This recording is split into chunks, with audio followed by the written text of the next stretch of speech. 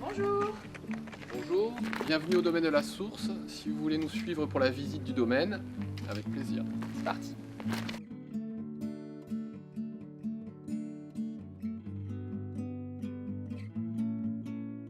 Alors Karine Dalmasso, avec Éric Dalmasso. voilà, frères et sœurs, sur une exploitation familiale qu'on a repris de nos parents, qui ont planté les premières vignes dans les années 85.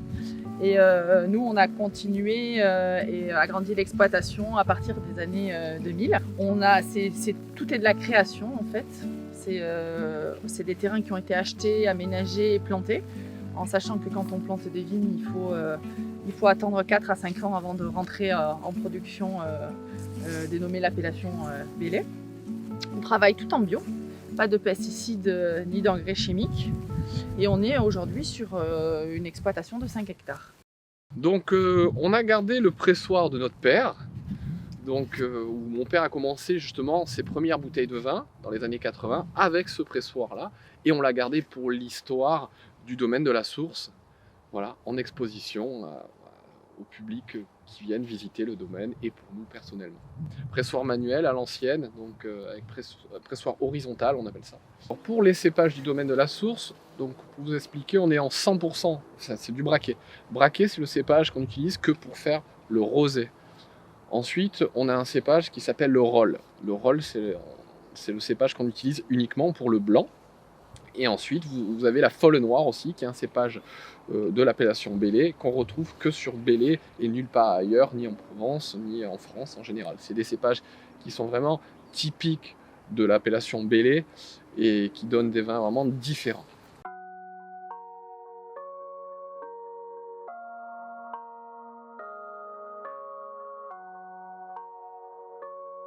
C'est le rosé à mettre en bouteille. C'est récolté en septembre, c'est mis en bouteille en mars-avril. Et pour les rouges, c'est beaucoup plus long. On note tout, donc là vous avez les 19, à côté vous avez les 20 qui vont commencer à être mis en tonneau pour un an aussi. Donc vous avez tout ce process qui est du travail en amont pour après, pour un résultat plus tard. Bonjour au domaine Saint-Jean, bienvenue.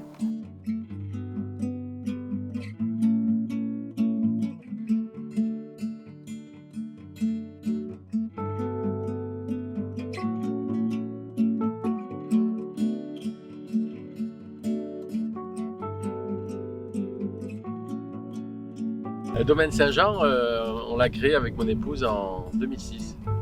C'est une histoire de famille parce qu'on n'était pas du tout vignerons, ni issus d'une famille de vignerons ou d'agriculteurs.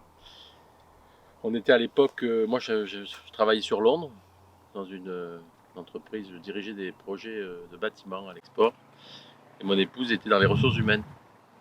Et on a eu envie de faire du vin à Nice, voilà, très précis. Hein. Moi, niçois, elle l'était pas, mais elle l'est encore plus que moi aujourd'hui. Et voilà, donc pour faire du vin, il fallait avoir un diplôme. Donc on a passé nos diplômes de vigneron entre 2003 et 2005 à Bonn, au CFPPA, au lycée agricole de Bonn. 2005, on a été diplômé, on n'avait pas de terrain et on a pu d'abord louer un petit terrain sur la OP Bélé. Hein. Donc je vous l'ai dit, c'était à Nice, donc on n'a pas cherché ailleurs, on voulait le faire à Bélé. Et puis on a loué un petit terrain. Après en 2007, on a pu acheter un terrain.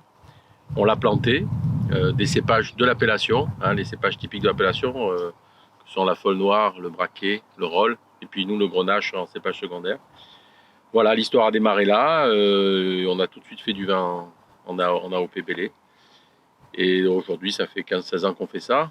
Voilà, on s'est petit à petit agrandi, puisque ce terrain qui faisait à peu près 2 hectares, après on a pu louer un terrain pour agrandir un petit peu l'exploitation. Et puis il y a 3 ans, on a acheté un domaine qui était un petit peu à l'abandon, qui était arrêté, et qu'on a repris. Et on est sur ce lieu-là ici. On a transféré notre chai ici. Voilà, donc le domaine s'est un petit peu agrandi aujourd'hui, toujours avec les cépages typiques de l'appellation. Et puis voilà l'histoire. Hein. On est aujourd'hui avec mon épouse, qui est plutôt elle d'ailleurs qui est en charge de l'exploitation. on est plutôt, voilà, on est plutôt content de faire enfin du vin à Nice depuis une quinzaine d'années. Alors là, on est dans le chai du domaine Saint-Jean. C'est ici qu'on remonte la vendange et qu'on fait le vin. En fait, tout se fait ici dans cet espace qui est à la fois grand et petit puisqu'on y fait tout. Le pressurage, l'élevage en fût de chêne, l'élevage en amphore ou bien également l'élevage en cuve inox. Voilà. C'est ici que ça se passe. Alors là, par exemple, on est sur un fût de chêne de 300 litres et on élève une de nos cuvées blancs par un élevage qui va durer 1 an. Voilà. Vinification et élevage en fût de chêne. Bienvenue chez Choco Mon Amour. Donc venez, là on a la boutique. Donc c'est une chocolaterie qui est située sur les collines de Nice où on fait plein de choses différentes. On part des chocolats traditionnels qui sont donc dans la vitrine. On a des ganaches, des pralinés, des pâtes d'amande, des fruits secs enrobés de chocolat. En fait, c'est mon mari, le chocolatier. Il est tombé dedans depuis qu'il était tout petit. Et il s'amuse à faire des recettes de toutes sortes. Tout le chocolat qu'on utilise, c'est du chocolat 72% de cacao. C'est très important de le dire. Après, on utilise des chocolats grands crus qui viennent d'origines différentes.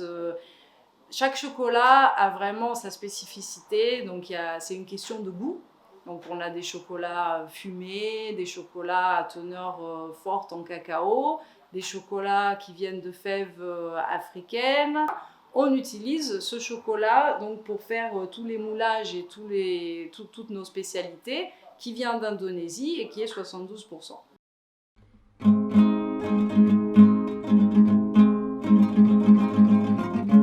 Bonjour, sou Patrici Arnaudo, venido do Crodecagna e sou professor de Nisarte ao Liceu do Parque Imperial. E io mi sono Davide Silveri e puis d'Espiaquestan, je suis também professeur à 2 collèges de Nice.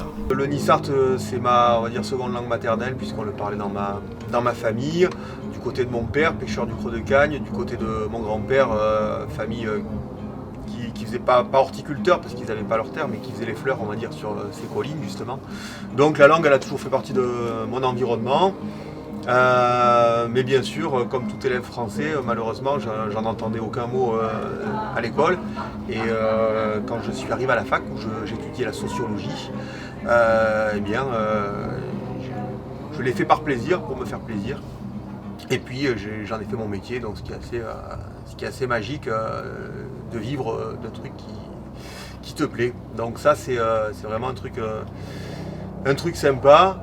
Et donc depuis 20 ans je suis professeur en lycée et puis la langue m'a permis de toucher à plein de domaines puisqu'en fait on se rend compte que finalement il y a une vraie demande d'authenticité dans la société et au-delà de l'enseignement donc j'ai commencé à travailler dans les médias à Fréquence K où j'ai animé une émission musicale qui s'appelle Ragapéro et depuis 20 ans tous les matins je suis chroniqueur à France Bleu Azur où j'anime Historia d'Aki et là c'est intéressant aussi parce qu'on arrive à toucher un public assez vaste, 20-30 000 auditeurs par jour.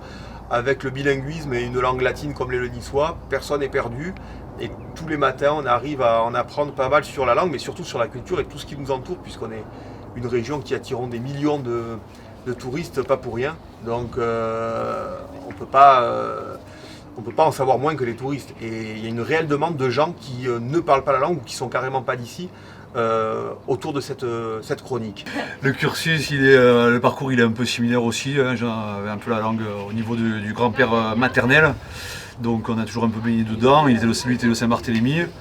Et puis bon, petit à petit, moi, en fait c'est le niçois qui m'a sauvé moi un peu, hein. Donc en fait j'étais un cancre à l'école. Et puis il y a 5 ans, c'est-à-dire que j'ai fait un choix de vie, c'est-à-dire de repasser tous mes diplômes et de repartir, donc de passer un bac en fait, pour pouvoir enseigner cette langue. Et c'est ce que j'ai fait. J'ai repassé 2 licences, donc Je suis arrivé en fait à avoir une licence de littérature occitane et par ce biais-là aussi de toucher un peu aussi au guidage, de faire le guide conférencier. Donc j'ai ces deux casquettes en fait. Et puis on m'a donné l'opportunité depuis cette année en fait d'aller faire le professeur de niçois et, dans 2 collèges, donc Risseau et le collège à la Trinité La Bourgade. Donc ça c'est pour moi c'était une révélation parce que finalement j'arrivais à me lever le matin et pas avoir l'impression d'aller travailler. Voilà. Et puis bon, pour rebondir sur Cultura Vive, pareil, on a monté ça et puis maintenant on arrive à avoir quand même une chaîne qui turbine bien, puisqu'on arrive à faire à peu près 4-5 vidéos par semaine, hein, dont on a changé un peu de format et puis on arrive à... Surtout, l'intérêt maintenant c'est de faire présenter en fait nos élèves, hein, c'est leur donner la présentation et de montrer cette image assez positive de jeunes en fait qui sont acteurs de leur langue et qui vont présenter en fait eux-mêmes leur chronique. Donc c'est un peu maintenant l'intérêt, voilà, et de parler de tout, de montrer qu'on parle de culture, de musique, de littérature, de cuisine, enfin que la culture niçoise c'est par le biais de cette langue on parle de tout.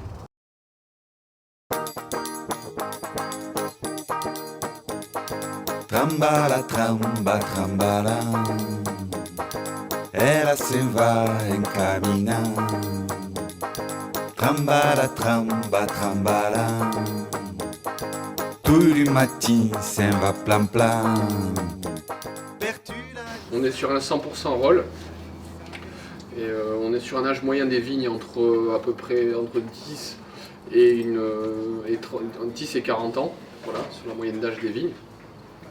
On a fait un passage en fût, donc en foudre, de 6 mois, environ entre 5 et 6 mois, juste pour l'arrondir. Voilà. Et derrière ça, on est sur des notes un peu d'agrumes, avec de la minéralité sur les blancs, parce qu'on est en hauteur, en altitude, donc ça donne vraiment des blancs assez minéraux et assez aériens. Moi je bois toujours du blanc. C'est fruité, c'est frais, c'est facile à boire. Voilà. C'est que de vente direct. Non, chez nous, oui, d'accord. Après, dans des épiceries fines. Après, la difficulté avec ces chocolats-là, c'est qu'il faut qu'ils soient conservés au frais. C'est pas comme les autres. Et je pense que ça fait que des fois c'est un peu compliqué parce que d'abord dans les boutiques on les voit pas s'ils sont dans des. Nous on pense que c'est bien de les mettre dans des caves à vin. Et derrière ces produits, il y a quand même Il y a un long travail, long une belle travail. démarche, Ouais. c'est ce qu'il faut que tu nous racontes. En fait. Ouais. Ben, disons que comme on n'est pas loin des vignerons et on s'est dit tiens pourquoi pas essayer de faire une alliance entre les vins et notre chocolat. Et on a cherché avec différents vins, parce qu'en effet, il y en a beaucoup. Et au début, on ne savait pas trop si c'était faisable, quel vin allait mieux avec le chocolat. Et finalement, on a sélectionné un blanc, un rosé, un rouge et la branda. Donc en fait, avec chacun des vins, c'est de chercher quelque chose qui est intéressant, où on sent le cépage, les arômes qui restent avec le chocolat, qui a un bon équilibre, parce que le chocolat c'est quand assez même puissant. fort, voilà, donc qui est ni trop le vin et ni trop le chocolat à la fin. Et là c'est vraiment bien, enfin, C'est un bon je équilibre. dirais, voilà, Ouais. parce qu'on sent vraiment les deux. Et on sent les arômes et pas l'alcool. Donc en fait, on trouve que c'est ça qui est intéressant. Très bien dosé, ouais. Même avec la branda qui est le marc, Qui est quand même on puissant. sent vraiment les arômes. On n'a pas ce truc à la fin où on sent l'alcool. Non? Qu'est-ce que Oui, tu en c'est penses? Et le vin c'est un domaine différent chaque fois. Voilà, à chaque fois. Ouais. D'accord. Là, on est sur notre rouge 2019, cuvée Livecce, Ligais en niçois. C'est un 60% folle noire, 40% grenache. Comment le déguster? Bon, ben d'abord, on le regarde, hein, on regarde sa couleur, on va trouver qu'il est relativement clair, assez intense. 80-20. Après, la deuxième étape, c'est de le sentir, de sentir ses arômes. Ça va le faire. Donc là, on a des notes de fruits rouges, Il y a un je trouve. Fruits rouges relativement mûrs. Et ensuite, on le goûte. Grâce à Daludjen qui nous a accueillis ici, à Belette e per io la rappresentazione che mi fa di Nice è proprio quella chieti di Nice. Donc ici, à Belette, l'émission est per le 4. Donc, grazie tout plaît. Venta state dei buoni vini, blanche, clarette e rouge, au mi-temps d'un paesaggio meraviglioso, di quella di Nice, che è il più bello che mi sembra della regione, et ben sûr, siamo contenti et espérant revenir vite. Vite, facile. Eh bien, moi je dirais que c'était une belle expérience de partager avec vous notre passion, notre métier, mais aussi notre passion de vignerons et de niçois. Voilà. Merci à vous. Nous, on vous attend sur nos collines. On est impatients de vous accueillir. Venez quand vous voulez. Merci. Donc un bel échange de notre métier. Donc ça a été un plaisir de vous expliquer, de vous détailler un peu le métier en lui-même. Voilà, merci à vous. Merci à vous. Toujours un plaisir de partager notre métier, notre terroir et de faire connaître toujours un peu plus à nos locaux de Nice et des environs, comme quoi il y a du vin à Nice et qu'il faut le boire. Tout à fait d'accord. Et je voudrais dire que ce qui est beau, c'est justement la richesse.